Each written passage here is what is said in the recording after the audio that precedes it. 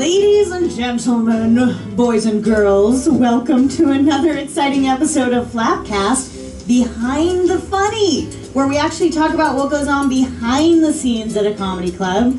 I'm Barbara Holliday. And I'm Joshua Snyder. My cohort over there, sitting on the couch.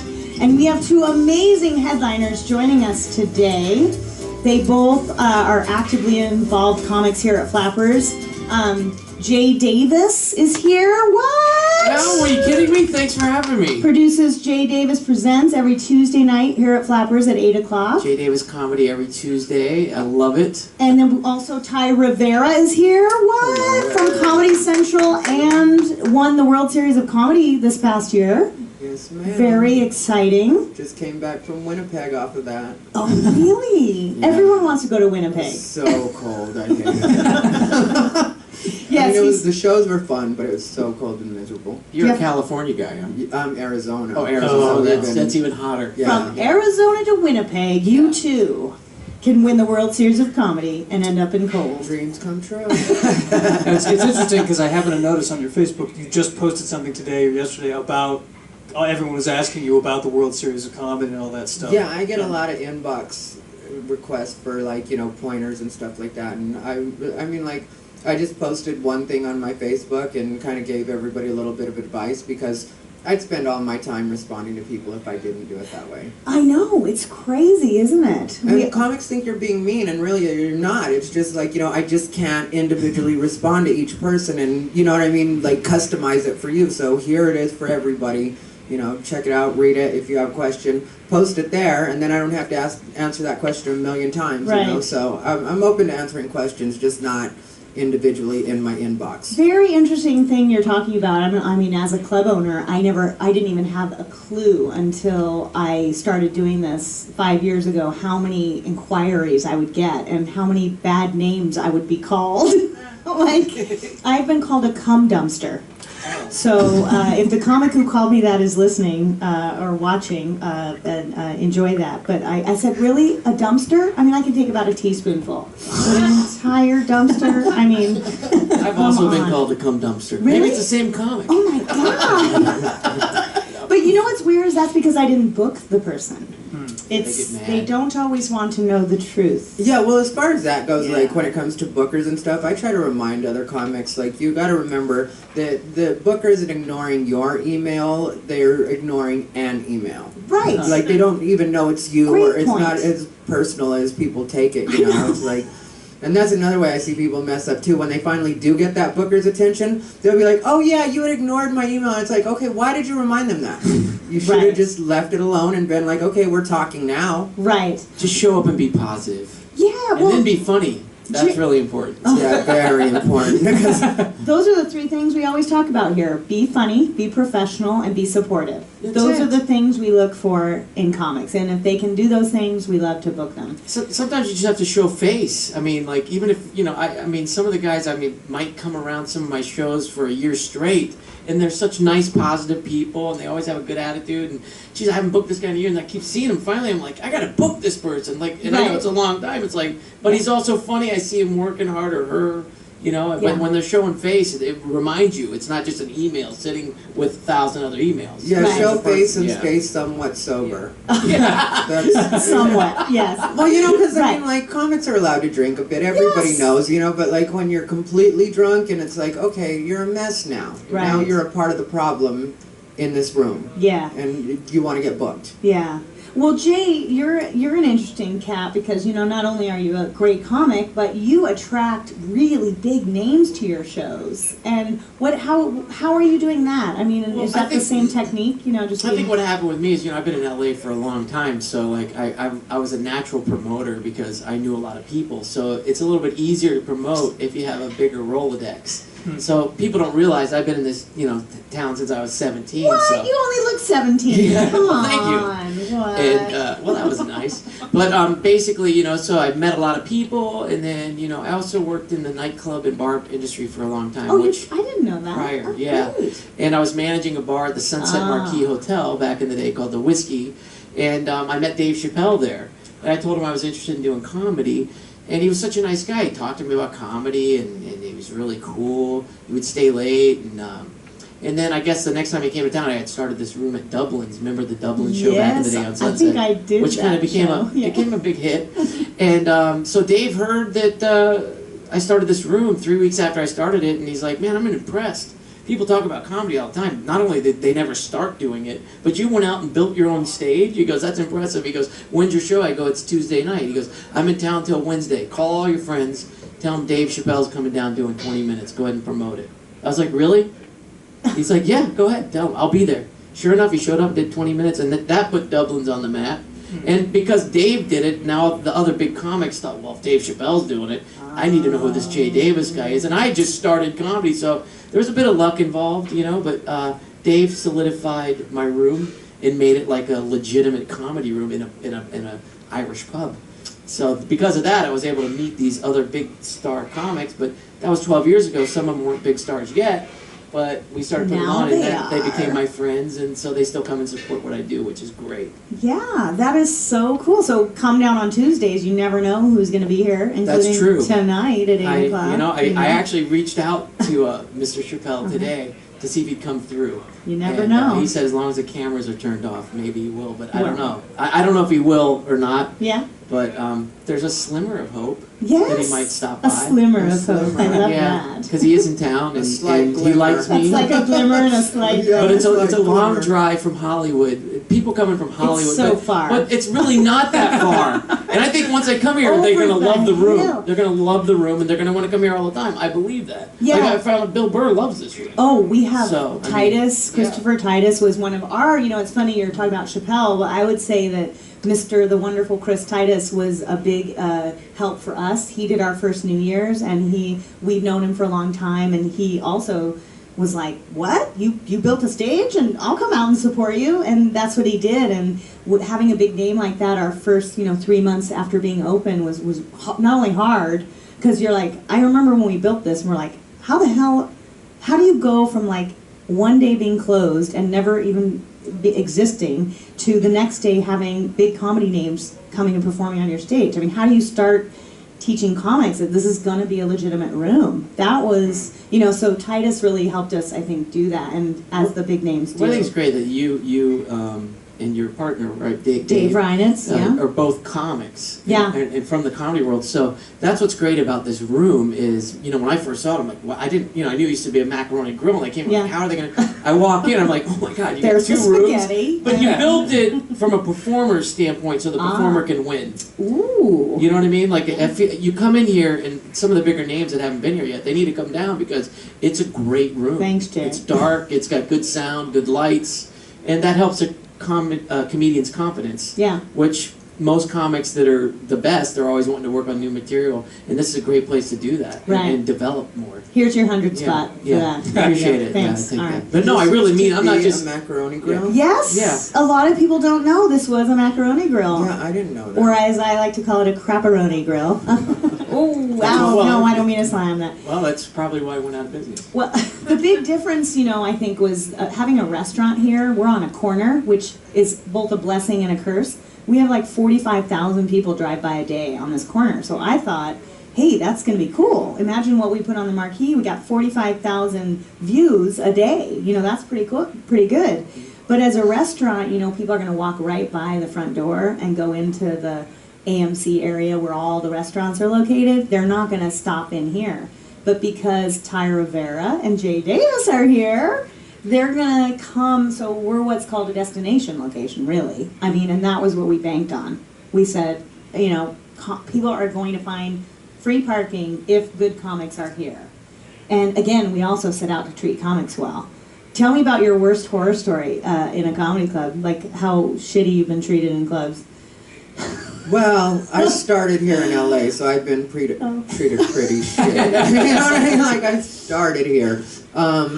You know what? The clubs have, for the most part, been nice to me. It's usually at some crappy open mic that you get treated the worst. You know what I mean? It's usually like when you're somewhere in the valley nobody's heard of, you're like Sherman Oaks, it's you and prostitutes. And it's just like, okay, well, sorry. I showed up in your open mic and I'm not a big name, and because sometimes they treat you like that at open mics, or they used to, and it's just like, who do you have in here that's huge anyway? You know what I mean? Like, who are your people that are so At big an that open you're mic. treating me so Right. crappy, you know? It's an open mic in Sherman Oaks, you know? But, Well, Jerry's performed there. exactly. You know what I mean? It's always Jerry like one of their Smith. best I mean, friends, you know. and you're just like, oh, okay, now I see who the in crowd is. But, you know, anymore, I don't really get any. I mean, and clubs are for the most part nice. You know Well, what I that's mean? Like, especially all the major ones have been really nice to me, even from the beginning when I was coming in, like Laugh Factory or any of those. were all Well, nice. Ty, didn't you win our Uncle Clyde's comedy contest? No, I did. I You won the prize. Oh, so you were third place. See? It's proof that the contest, though, always breeds winners. yeah. Even the fries I are. won the prize. And you guys started that a long time ago. Like, We have way been back in the doing day, right? Uncle Clyde's comedy contest for 18 years. That's incredible. I can't believe I even can say the word 18 because I'm only 18, Yeah. of course, right? What? It goes so quick, doesn't it? Time flies. I mean, Dublin's was 12 years ago, 12 right? years ago, yeah, that lasted, Yeah. what, 4 years? And it would have lasted longer, but there were some issues with the city and the actual club. They got shut down. Yeah, Like there's- our last night, Roseanne Barr was on stage. Oh. There was 500 people in the place. Oh, But man. what are you gonna do? Well, you know, you got to do it legit. That's the one thing that we did here. Slow and steady wins the race. We looked for many, many years for the right location.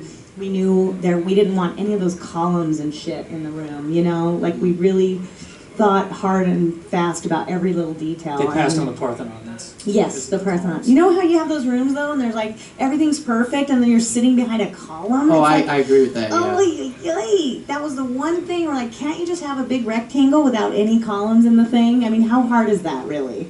So clearly the Macaroni Grill had that for us. It So. worked out perfectly. Now, one thing I wanted to say about Ty that really impresses me is because I was doing a lot of the same open mics you were, and then like even I mean you're featuring and headlining now all over the place, but you will still go to a lot of the same open mics, and I'm really impressed with your humbleness with them. I just Thank wanted- you. one The thing. worst ones.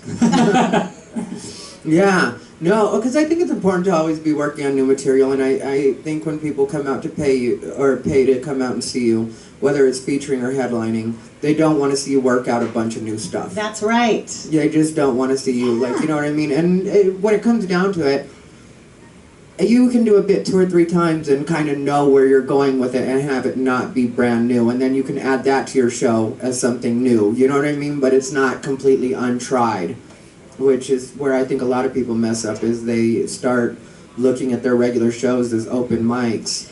You know, just a couple weeks ago, I had a very big name headliner in here who is someone I was his college agent, Josh Blue, and he met a comic here and brought him up on stage, and the comic used notes. And I was like, please don't use notes. And you know what? Oh my God, cum dumpster again. That's what I'm saying. They hate me. They're like, what the fuck? Why are you telling me? You know, and I'm like, seriously, people are paying to see, they're paying a ticket on Saturday night and you're going to use notes on stage? I mean, how do I say that to a comic nicely? You know what, Ty, you explained, you know, You know? as a comic, you're supposed to be a professional when you go, especially a Saturday night in a booked club. This club is growing. It's a great club to be a part of. So you definitely should work your stuff out at open mics or bar shows, and then come here prepared to bring some A game. If you want to throw a couple new jokes in it, make sure your A game's still shining. And I think it's okay as long, because sometimes new jokes are gonna fly as and well. So the thing is, like, if you have good material, you can throw in a new joke, and then if it doesn't do so well, you just go to something tried and true, and that'll save it. You know what I mean? It's not that big a deal. But I'm talking about, like, when you see people go up doing all new stuff, and it's like, you're not at that level. You don't have your voice down to that degree yet. You know what I mean? Like, you take a Chappelle, somebody like that, they're able to do that kind of stuff, you know? But, like, when you're 2 years in the game and somebody throws you a bone and is like, I'll let you go up on my show, and then you bring out notes, it's like, what are you thinking? Like, that's one thing I've told people, like, when they ask me for guest sets. If I can get them a guest set, I'm just like, yes, I'll give you a guest set, but only do stuff you know works. I'm not having you on so you can do new material. Right. Well, here's a question we always like to find out. You know, like, Jay, what is your writing process? Like, do you actually write stuff down? Do you record it? You know, how do you... well, my writing process is, you know, I go off life experiences with me. Like, usually where I'm in pain is usually, like, when my funniest stuff comes Love to it. life, you know what I mean? Yeah. Of course. You know, like right now I'm stuck in the friend zone with a girl and it's painful. 'Cause Tragedy! so I'm, you know, but it's at the same time I'm happy to be in the friend zone with her. But there's a lot of comedy there, so I've been working on that new material lately, and it's more fun because I'm really pouring my heart into it, and then trying to find the jokes, and I kind of write it out, and then I look at where it could be funny, and then it's just weird. Everybody's different, but I like to try to tell like a story, but find jokes in the story. And I take a word that could be funny, then I go away from the story, I write a joke about that, maybe come back to the story. And I could use a lot more of those jokes in my stories. So, I've got a lot of writing to do. But You worried she might be listening, Jay? what's that? Are you worried she might be listening? Because I heard you say, I'm happy to be in the friend zone. Yeah. Oh, that's funny. Nobody's happy to be in the friend zone. Okay, Ty, you busted me. What do you do, Ty? Do you write everything down, or you memorize everything, or act outs, or what? I wish I wrote things out more. I need to get back to that because I used to be really good at that. Now it's just I'll write down a word, and then that's why I do so many open mics, like the open mics he mentioned. Because like for me, I look at jokes more like, you know, when you're watching Wheel of Fortune and they get to the final puzzle and they have the RSTLNE and then you just have to talk out whatever letters you end up getting. Right. So it's sort of like that for me. And so I just keep on going to like these open mics. And for me, open mics are less about the people in them or watching, you know, because everybody complains like it's all comics. I don't care if it's all comics. It's more for me to be able to hear this out loud. And so then I can kind of tweak the wording, you know, and like with me, I know so many comics, and I don't take it personally when they're not, like, looking right at me or paying attention. For me, if a comic is writing and stops writing, that counts as a laugh. If he looks up, you know what I mean? If they put down the pen and look up, that's an applause break. So I know... Hopefully they're not writing down your bit. I know. Can you imagine? Usually those open mics are Only like, in LA. please don't be writing when I'm doing my new material. Yeah, and so, like, you know, if they're... But recording is acceptable. recording is always acceptable. So you're saying that if they stop writing but they don't laugh, but just the fact that they stop writing, you know, you can tell that's how that's going to translate. Yeah, because comics aren't... A lot of times comics don't laugh. A lot of times I don't laugh. Like, I'll be sitting in an actual show, and I mean, like, I won't be laughing, but I'll really like the jokes, or I'll really like what they're doing. It's just like, you know, it's harder to get a laugh out of me at this point. You know, I've seen so many shows at this point. Do you think we get numb? I mean, I know I think I do. Yeah, to a degree. And when you watch a lot of comedy, you really are looking for that different point of view, aren't you? Or something just to... I love it when I'm surprised. I mean... It's funny because, like, as I also book shows, so, Yeah. like, sometimes a comic will recommend another comic to my show, and I have ADHD to the fullest, so I'm always moving, and my buddy's like, are you gonna watch my friend? You're gonna watch my friend? I'm like, this is how I watch Friends. I move around, and if I end up sitting down, then he's good. Yeah. You know what I mean? Like, that's how I do it. Like, if this guy gets me to sit down, then I know something's happening. If I hear the crowd reacting, then I'm probably going to sit down. But if I'm not hearing that crowd reacting, I'm still doing what I do. I'm kind of not really paying attention, but you have to force me to pay attention. I don't know if that makes sense to you. Oh, it makes absolute But, like, sense. if I'm sitting down, I'm like, oh, this guy is good. You Right. know, or girl or whoever. You get sincerely interested Yeah, in what that's they kind of are how I producing. kind of watch comics. I don't know. Yeah, I don't know how you guys do it. Like, because you guys do have to a degree, pay attention. I mean, like, I just can't in a lot of cases. You know, I just... This is always something I wonder about comics in particular. Do you actually go home and watch Comedy Central or watch don't. comedians? I never did. Yeah. Wait, you do Never. now, No, though? no, I don't. No, you know? Yeah. There's a lot of comics that do that, but I never even watched comedy before I started it. It's weird. Maybe some people think you should, but I was scared I would emulate what I saw. So I thought, I knew I wanted to do it, so I thought, well, if I watch these, I might accidentally emulate, which a lot of comics do emulate, and it works for them, but I just thought I'm just going to dive in the deep end and hopefully start swimming. You mean steal? Yeah. No, but Yeah. like sometimes you're influenced, but a lot of bands are influenced by other people too. So I don't know if it's that bad. Sometimes it's not even the material either. It'll be like the cadences they'll steal. Like when I first started doing stand-up, Really? it was about, 10 years ago, 11 years ago? And everybody was doing Mitch Hedberg. Yeah. And they weren't doing his Cadence, jokes. yeah. But yeah, when it came to the cadence, you'd be watching him and be like, this is Mitch Hedberg. I know those cadences. I know, like exactly what you're doing. Even their joke structure was similar. I mean, like the words aren't the same, but you're still emulating somebody, and that's not where you want to be. And another reason why I don't watch the TV shows too, because God forbid someone's doing a joke about the friend zone or something, and now it might think, no, I can't do that. Mm-hmm. But if I don't, this is honestly coming from me, and I haven't been watching shows, but I see comics all the time, so I'll see comics doing stuff in live shows, but I don't really watch a lot of the comedy specials. We all end up talking. Comic minds are similar in the sense of, if there's shit going on, like the missing plane, we're going to talk about it. Any headline, I think it's the Bermuda Triangle, by the way. Anyway, moved to Malaysia, but or shifted. The vortex has shifted. But there's topics like that, or coffee at Star. Who hasn't done a coffee bit? But you just have to put your point of view on it, But that is a good point. I honestly don't like to watch comedy specials myself. It's hard for me to be entertained. Now, don't get me wrong, like if one of my good friends has a brand new comedy special, I'm going to support him and watch that special, So I will watch a friend that I'm excited for. Right. But I don't really just watch random. I don't like go to Netflix and watch comedy specials. Jay, what is your big intention in this business? Are you looking to have a club? Are you looking to be on TV? Are you looking to do I don't movies? want to own a club. It's hard work. I do love booking and producing and promoting shows, though. I think, and I do want to get more involved in acting again. And I want to headline, I want to work harder at writing and get funnier and be able to go on the road and headline. Because as a comedian, you don't make money if you're not headlining. Right. So I'm just producing as many shows as I can right now. I'm going to stop hosting so much and really start working more on my own comedy so that I can get to a point where I'm headlining and making money.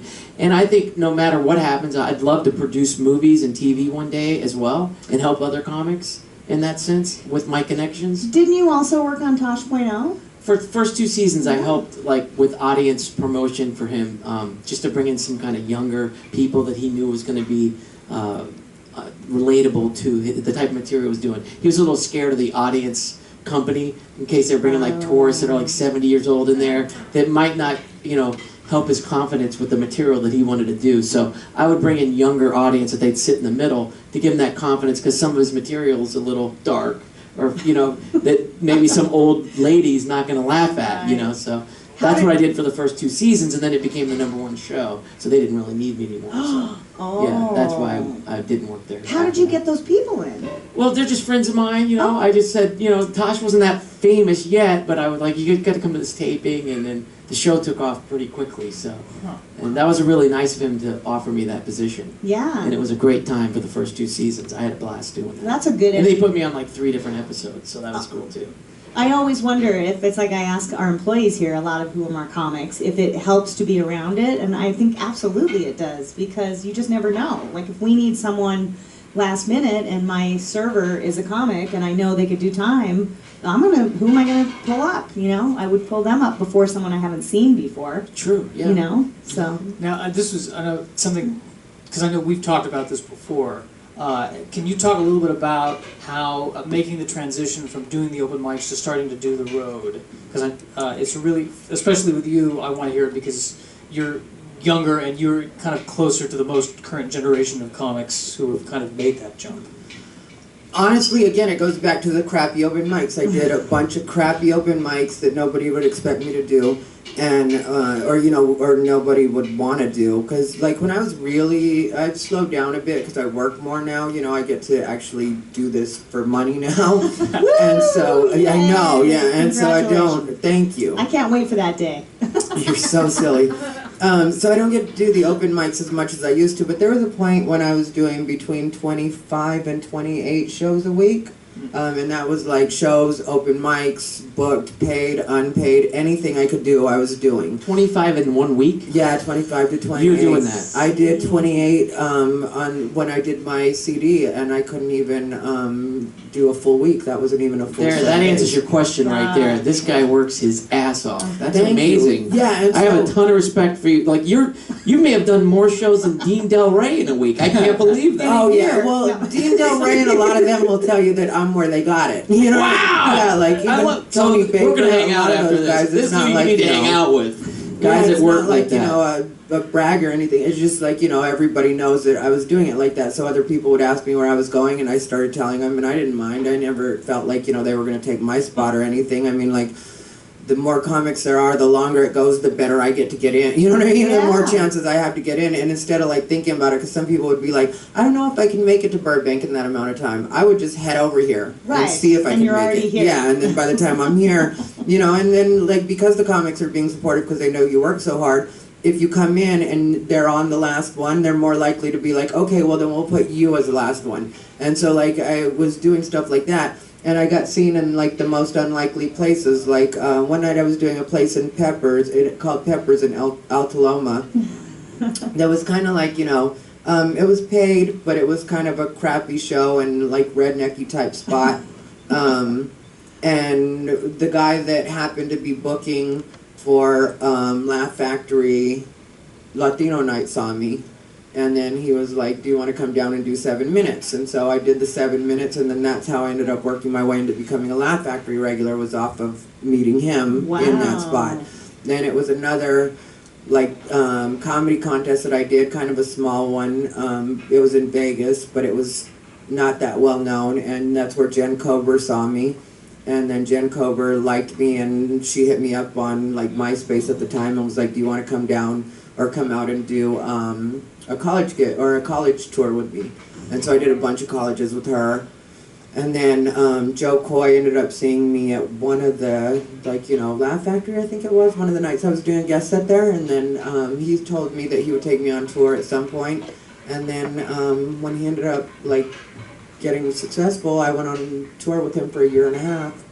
And then Gabriel Iglesias was off of another one of those situations like that too, where I just happened to be there and like people asked me to headline and I didn't want to do it.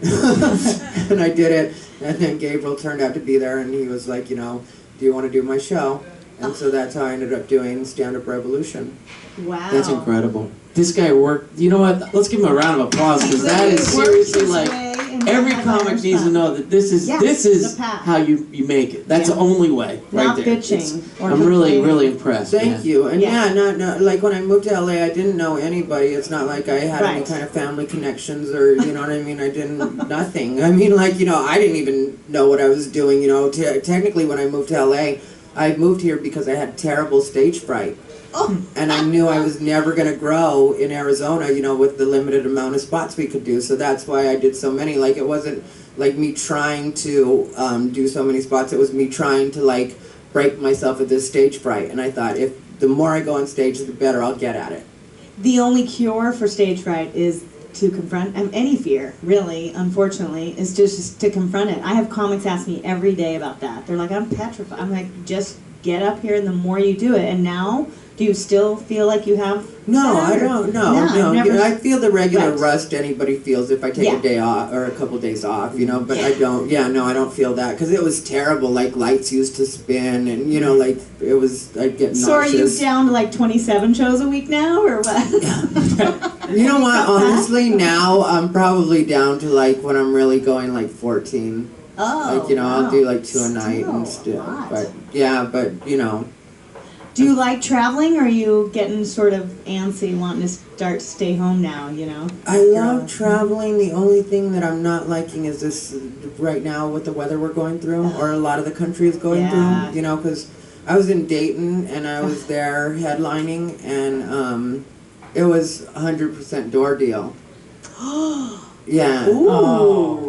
And I was, And everyone was indoors, yeah, I not was in in the Dayton, comedy club. Ohio, and like, you know, they had to cancel the Friday shows because we got like 7 inches or 8 inches of snow overnight. Oh. So they had to My completely mom lives up cancel. there. You could have hung out with her. She would have fed you and taken care of you. Good to know. Well, next time. Yeah, next time let me know. She lives in that area. Now, here's what's interesting you brought up about a door deal, because a lot of people listening may or may not know what it is, and I deal with this from both the guest perspective and the comedian's perspective. I mean, A door deal is when the club is giving up the ticket money to the performer. And so then what happens is you have guests calling up begging for comp tickets. And then, you know, the club looks like assholes if they don't give up any tickets at all or give any discounts. I always put the truth out there. I go, hey, the money's going in, you know, Ty's pocket. We can't, if I give you a discount, you're taking it out of his pocket. And you know what they say? They go, I'm going to pay. I mean, when you actually tell them the truth where the money's going, but it's kind of weird how on the club side they think like we're taking the money and, I don't know, going to China or I don't know. We're paying our staff, and it costs a lot of money to run a club. But a door deal is, what's great about what you said about you took 100% door deal is what Ty is saying without, if you don't know, is that he's able to sell tickets. By taking a deal like that, normally, Ty knows how to promote and push a show. Unless there's a blizzard. Unless it's snowed in. And what the best part was that I did all right, even though, you know what I mean? And Right. But it just knocked out 2 shows completely, because Friday was 2 shows, you know, and so it knocked those out completely. But yeah, sometimes you have to, though. Like, sometimes you have to, like, to tell the club, like, basically, look, you're not going to take the, you know what I mean? You don't have to take the full hit on this one. I understand if you're not comfortable guaranteeing me X amount of dollars. Let's both go in on this one, because you're basically at that point both taking the same risk, you know? Yeah. Except for the club still has more of a risk because they have employees, you know? Like, but then I'm also taking a risk because I'm flying myself out there. Right. You know, and Right. so... No, I love your attitude of it. You totally understand the business. It really is a partnership in a sense. It's like the club needs the comic and the comic needs the club. And so we really have to support each other. I think that's one of the things we've done here at Flappers that I think is different than the other clubs is I started out at the gate doing door deals. I had to. Like that was how, and then all the other clubs were like, how are you getting Bill Burr? How are you getting, I'm like, well, they're doing a door deal with me. They know they're going to sell tickets, and they do very well here. And which is great because it's close to where they live. Most of them, it's not that far, so but it's great. It's kind of unheard of in LA because there's so many, you know, comics here. But that was, people ask me all the time how I've been able to get that kind of talent, and that's exactly how. Because we as a new club can't take that risk. We can't shell out $40,000 to get somebody here. That's and true. There are names, I won't name them on this podcast, but there are headliners who are like, well, you have to pay me $40,000. And I go, just please come in and see the club. We're doing our best, you know. We don't have $40,000. We would go, all right, we wouldn't have a club anymore. But, so cool, Ty. Very, very nice to hear that you're Now, doing. what kind of did you do? What kind of promotion did you do in anticipation of the date and shows? Did you do like the local radio and? Yeah, that's where the club helped out a lot because the guy Wiley's is the name of that club that I was doing, and he has a lot of connections. So he just took me, like, you know, as a comic, you have to be, because I hear about a lot of comics bitching about the fact that they have to do press.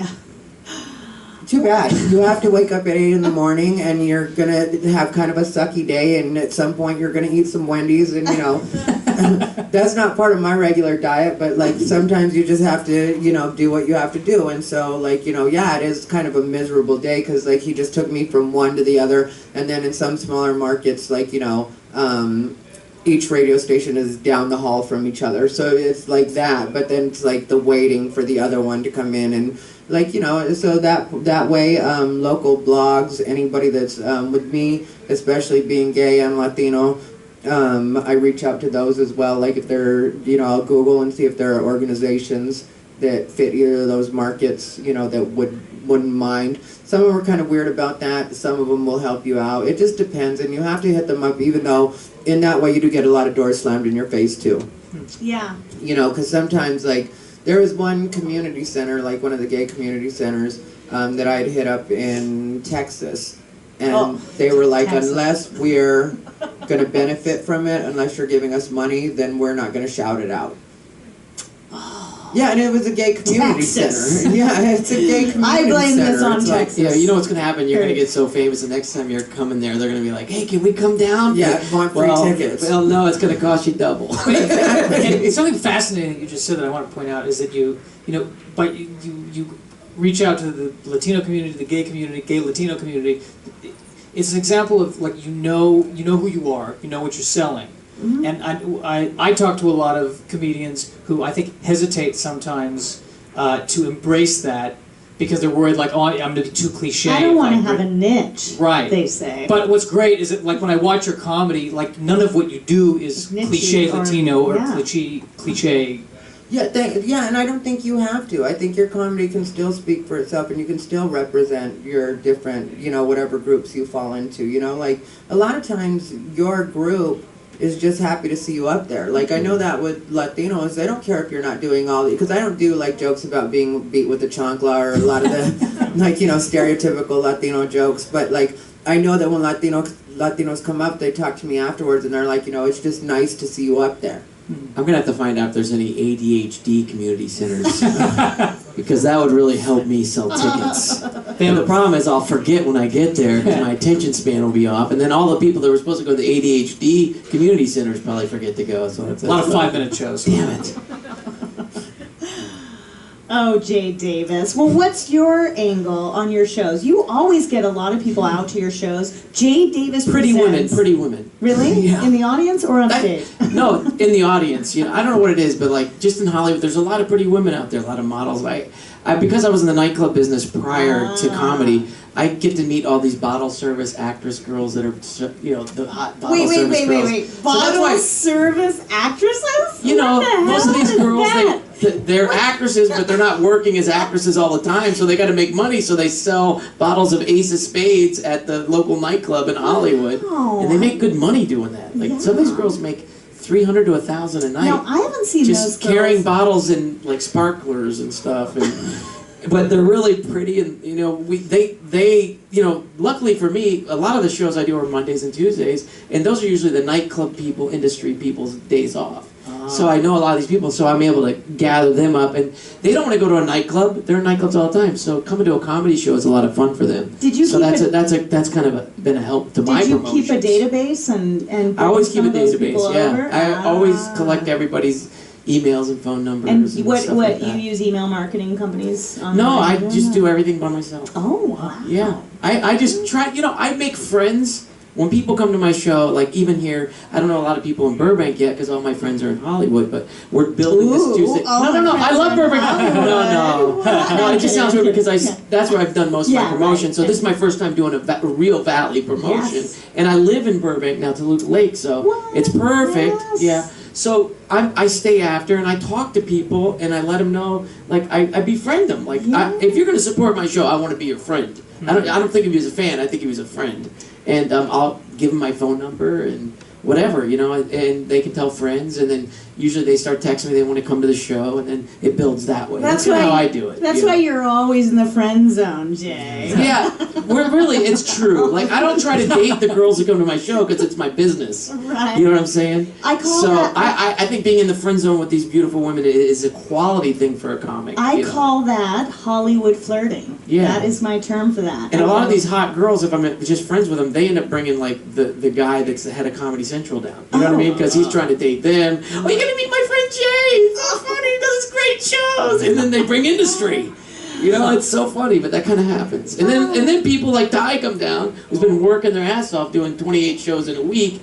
Then this hot chick that brings this industry guy is like, who is this guy? Let's do a TV show. And that so is then how comics end up getting more money just from doing my shows. They get movies, deals, whatever. This is how Hollywood works, my friends. I just need to add bottle service actress. Yeah. Need to make a little more money, right? Now, do you find that as well, Ty, in terms of dealing with fans that, as your name has grown? Always talk to people when you leave. I tell all the comics I represent. You have to make friends with people. I mean, like, otherwise, there's so many things for people to do. You know what I mean? So, like, if they don't feel any kind of personal connection with you, why should they go to your show rather than go to Mr. X's party, or, you know what I mean? Like, it's just what it is, So if and with social media and the way things are, there's really no excuse not to keep up with people, Speaking of that, what is your Twitter? I am at Ty Rivera, ThaiRivera. And Jay? At Jay Davis Comedy, spell my name Jay. Jay Davis Comedy. Comedy. Awesome. We're at Flappers Comedy, so please let's all tweet each other. Right, sorry. I have bottle service actors on my head. Twatting's a different thing. I know. Yeah, slightly. Yeah, I follow you guys. Every once in a while I will tweet you guys about the midnight open mic, the midnight bar show here. And do we tweet back? We try. Yeah, and do you our guys best. tweet back a fair amount, or you'll retweet. Yeah. Well, we're still a baby club in a way, 4 years in, and we're learning a lot too about how social media works and all that. And while we're talking about it, I would say that one of the things Josh and I have really worked hard on is making our Twitter not just like an announcement, but really incorporating some content into it. Mm-hmm. So like, if we're something about our food, or it's not just come check out our new pizza. It should be like, the Fat Piggy Pizza is the best, make a joke out of it in some way, or use your content in some way. It's hard. You guys do that, right? In your tweeting? Yeah, you're right, though. It is know? hard, because sometimes you don't want to feel too much like you're spamming people, Right. but you've definitely got something you've got to promote, and so it's like that fine line between, like, not trying to find how to not be annoying, but still get it out there. If someone finds laughter as spam, then I don't want them following me as a friend anyway. You know what I mean? It's like, hey, we're bringing laughter to the table. If you don't like laughter, then go ahead and delete me as your friend. Right. Because that's what I do. Yeah. And that's the only reason why I'm on there, is to promote my comedy shows. So. Back in the old day, really, you have to be on Twitter as a comic. I tell every comic, I think the great thing about Twitter is like you're forced to write a joke. You've only got a limited number of characters, so you really have to use that time wisely. I kind of like that, because then people aren't just spouting off of the mouth, telling you they just got to be tight and light and tight, right? Yeah, I like on that. the Twitter. Twat. I mean, Twitter, tweeting. yeah. Right, whatever. Those bottles are Now, do you twats. guys tweet a lot of jokes, or do you tend to tweet more promotional stuff? Or? I tweet a lot of silliness. Yeah. Yeah, mine is just silly. And Didn't I see you on the Oscar tweets? No, Were you yeah, I doing- think I did I thought one I or saw two, it, but yeah. they were really bad. Yeah, and then I tweet silliness all the I'd time. love to see your like- commentary on the Oscars. I bet that would be good. Yeah, I was in Slow for the Slow Festival. Ah. So I was catching a bit of it as I was getting dressed, and then I went to go watch the Best of the Fest, and so from then I was out. So I think I did like 2 or 3 Oscar tweets. But yeah, one of the tweets I put out was, Oscars are a huge deal if you're a fag or a woman. Or a faggoty woman. Yeah. Or Liza Minnelli. Exactly, Liza Minnelli. Well, that's ridiculous to me, Liza Minnelli. And the fact that they thought she was offended about that female impersonator joke that Ellen did. To me, that's ridiculous. It's some of the female Liza female impersonators are bigger than the actual Liza at this point. I feel embarrassed because I honestly thought Liza had passed away, and I thought that was just a woman that looked similar to her. So when she said that joke, I'm like, oh my god, that's kind of offensive. That poor woman. She did look And different. then the girls that I was watching, they kept me like, that really is Liza. I'm like, oh, that makes sense now. That's hilarious. I was so embarrassed.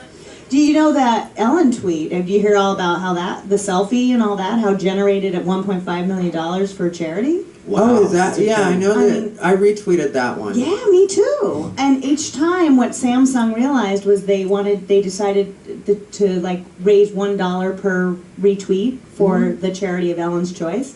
And that is advertising and promotion at its finest. It was product placement without realizing that it was I product loved placement. Ellen. I thought she was excellent. Did you? Did you? Yeah, because she loosened up that, as a comic, that's got to be the hardest crowd to try to make laugh. It's a night where everybody's trying to win, and they're Right. huge celebrities. And I felt like she loosened up those stiffs pretty good and had fun with them, ordering pizza. It was fun, and I thought it was right there with Billy Crystal. I thought she was one of the best. The I loved pizza her. boy got a $1,000 tip. Did you hear that? No. Yeah. How about that that's guy? great. I bet he's going to be famous. You watch. Somebody's going to use him in a movie or. He's right? probably already He's been gonna on Ellen, so Yeah. there you go. I didn't understand where all the negativity was coming from, though. When I was reading that online, and people were like, Ellen should fire her writers. Ellen did a horrible job. I agree with you. I thought she was great. I think anybody that said that, it's wrong. Ellen was excellent. She should be there every year. She had fun up there, and she was still respectful with the people in the audience, which is important. Well, because she didn't deliver a monologue. Well, she did. No, She but had in the some- opening monologue, Right. she was waiting and responding whenever she was talking about the guests. Like she treated it more like a conversation. Right. And I feel like some Which of the is past, what great comedy is. I normally hate watching those shows, and I'm very ADD. I enjoyed watching the Oscars this year, period. Yeah. And I have to say it's Ellen, it's because of Ellen, so I love you, Ellen. But the Great job. pizza was crappy. I just want to be clear. I mean, Ellen was awesome, but the pizza was shitty. It wasn't good pizza. Huh? No, no. They should have gone to a better I don't pizza know. place. Yeah. But they made the pizza boy famous. Yeah. Bottle service pizza boy. I can see the new job description. All right, let's put that on the... So what do you guys have coming up that you want to tell our listeners about? Ty, you're going to be here in Claremont, actually. If you've not been out to our Claremont Club, you really got to check it out. It's got a jazz going on now. Yeah, it's super exciting, a great area. We're in the Packing House building, just upstairs from the Hip Kitty. It reminds me of Boston over there. Yeah. Like there was It's like a work-live space. Yeah, it's pretty cool. Yeah, it's really funky. And on March 21st and 22nd, Friday and Saturday, Ty is out there. And what's your website, Ty? TyRivera.com. Easy. Twitter, we got his Twitter. And what, other than Flappers, do you have any big projects coming up? I'm on the road a lot coming up. I know I have Vegas coming up, Ooh. Montclair. I'll be in Monterey this weekend. Then I have a couple weeks off, and then I'm going back up to Canada. I'll be in Vancouver this time. Then I've got like Wichita, Kansas, Oklahoma. I mean, like I've got a lot of stuff coming up. It's going to be ridiculous over the summer. So. How does your gay stuff go over in those smaller towns? I'm They love curious. it. They do? Awesome. Everywhere I go, and I'm Yes. as dirty and as fun there as I am here. And like that's one thing I think people need to know, especially like if there are any aspiring gay comics out there listening or watching. Like what they tell you about the middle of the country is not true. What they tell you about the South is not true. I mean, like all this, like oh they're gonna kill you and whatever else. The people that come out to comedy clubs want to laugh. They don't care what it is, as long as it's funny. And I'm tired of like gay comics coming back and being like, oh well, they were terrible over there. No, you were terrible over there. That's what they didn't respond to, was your bad jokes or you're trying to shove it down their throat. Because that's not what I do. I'm there to tell jokes. I'm not there to make a political statement. I'm not there to win you over for the gay community. I'm there to make you laugh and get the fuck out. That's a good goal. That's a great goal. Yeah, and so, like, I mean, like, everywhere's been really great. And I have done some really rednecky spots at this point, and sometimes it's not necessarily rednecky, but like very like ultra straight. Like I performed for the military. I did like 7 bases in Okinawa. We did Thule, Greenland for the Air Force. I mean, like and I've been all over the country at this point. I've also done Guam, Australia, now Canada, and people are just everywhere you go. If you're funny, that's all people want, is a break from their regular life. Right. And Claremont, if you're listening, is not that far from Burbank. It's only about 35 minutes in the Inland Empire, close to the foothills. Lots of college students out there. Come see Ty Rivera on March 21st and 22nd. And Jay... Yeah, I'm fortunate to be here in Burbank every Tuesday. We're still building this show. I think we're coming up on our 4th week together. Yeah. And it's exciting, getting some of my favorite comedians. That a lot of these comics come over and haven't even been to the club yet. So the second they come here, they're like, they love it, which is great. So everybody's having fun. It's building. I see it building. And I see it being filled up here soon. So come down while you can. Who's in tonight's show? Tonight, I've got Adam Ray, who was in the movie The Heat. He's on. Brett Riley, who is one of my favorites right now. Funny. Upcoming. He's very funny. Court McCown, who used to run the Playboy Comedy Show over in the Palms Hotel for like 7 or 8 years straight. He's here tonight. There's... Arden, the actress, Marin? Arden Marin's going to be on the show. It's Marine. Marine. Sorry, Arden Marine. Very funny and, sketch actors. There's a couple other, but right offhand I don't remember, but really great comics. And then special guests. Like always surprise celebrity guests. That's right, in they pop in. Show. So don't miss it. Come down and support Tuesdays 8 to 9:30 here in the main room. Awesome. It's a lot of fun. Perfect. Yeah. Well, thank you so much to both of you for joining us. We're so excited to have you at Flappers, and we have our full schedules available on our website, flapperscomedy.com. We also have an app. What? The Flap app.